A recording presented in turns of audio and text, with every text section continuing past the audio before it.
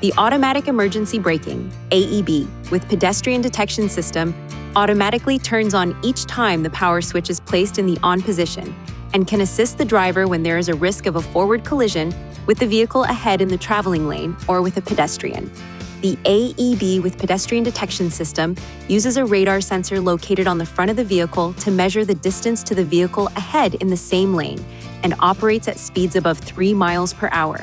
The pedestrian detection system uses a camera installed behind the windshield to help detect pedestrians and cyclists and operates between speeds of approximately 6 and 50 miles per hour.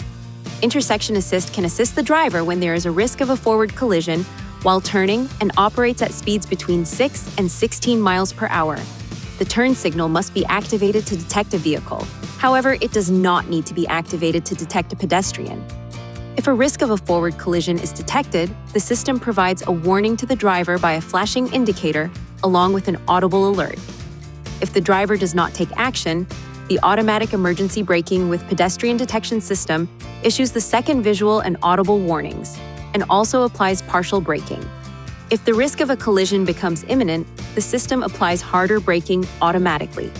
Depending upon the circumstances of the situation, the system may not eliminate the possibility of a collision, but may reduce the severity of a collision. To enable or disable the system, use these controls to select Settings, Driver Assistance, Emergency Assist, then Emergency Braking to toggle the system on or off.